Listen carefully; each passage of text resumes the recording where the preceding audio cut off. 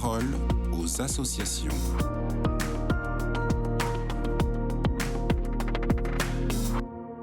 Bonjour à tous, bienvenue dans la parole aux associations. Je suis avec Laetitia Navarro. Bonjour Laetitia. Bonjour. Vous êtes la présidente nationale de la jeunesse ouvrière chrétienne. Vous avez vécu des sessions avec les responsables des fédérations. Est-ce que vous pouvez nous raconter ce qui s'est passé ? Oui, du 19 au 21 octobre 2024, on a vécu une formation où il y a une trentaine de fédéraux, c'est ce qu'on appelle des responsables de fédération, qui se sont réunis à Issy-les-Moulineaux pour se former à leurs responsabilités. Ensemble, ils ont découvert leur mission dans l'invitation des jeunes rejoints. Ils se sont formés à ce que ça veut dire être acteurs de la société.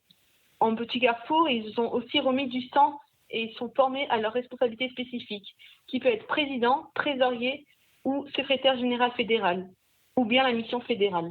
Vous avez vécu un temps avec des partenaires. Pouvez-vous nous en dire plus ?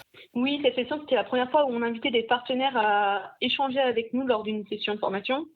Et il y a eu la rencontre, un temps d'échange avec Gaëlle Bidan, qui est la directrice des éditions de l'Atelier, et Benjamin Sèvres, qui est l'auteur du livre « Quand bien manger devient un luxe ». Et on a eu un temps d'échange pour parler de la précarité alimentaire et sur comment on construit un temps avec des partenaires.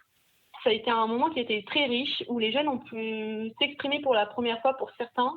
Certains d'entre eux, c'était la première fois qu'ils s'exprimaient sur la précarité alimentaire, comment ils étaient précaires au niveau de l'alimentation, c'était quoi leurs difficultés, et comment ensemble on pouvait remédier à ça. Et les retours de cette session, de ce temps, ça a été que vraiment, ça nous a fait du bien de partager, et on s'est rendu compte que y avait des copains qui vivaient les mêmes situations que nous, ou qui avaient des problématiques qui étaient liées. Et ça a été aussi un moment important pour les jeunes qui ont découvert du coup les éditions, pour certains qui ont redécouvert les éditions d'Atelier, et ils ont découvert que du coup que les éditions de l'Atelier ils ont été créées en 1929 par la JOC, et que ce soit un ancien jociste qui les a dirigés, et du coup ça a mis en valeur cette maison d'édition et le lien du coup qu'on avait. Et André, un jeune fédéral, nous a dit cela me montre personnellement que notre engagement peut continuer après 30 ans, et ça, c'est important. Cette session, ça a été aussi un moment qui a été propice pour on a fait ensemble une pratique fondamentale de la JOC, qui est un aller vers, où on va à la rencontre des personnes, des jeunes, pour faire remplir une enquête en lien avec notre thématique de l'année, du coup qui s'appelle Parlons Santé, où on va voir les jeunes de 13 à 30 ans pour leur proposer de remplir une enquête.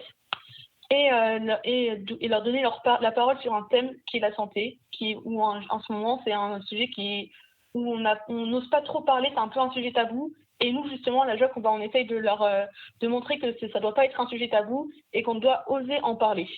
Un dernier petit mot, Laetitia, sur ce que vous retenez finalement de cet événement. Cette session, c'était aussi du coup l'occasion de rencontrer, que les fédéraux ils se rencontrent et de créer ensemble plein de souvenirs. Et c'était un moment très chouette, et que vous pouvez retrouver sur nos réseaux sociaux la vidéo qui résume tous ces bons moments vécus ensemble. Très bien, merci beaucoup Laetitia d'avoir été avec nous. Donc je rappelle votre site internet joc.asso.fr pour retrouver toutes les informations liées à la jeunesse ouvrière chrétienne. Je vous dis à très bientôt, bonne journée.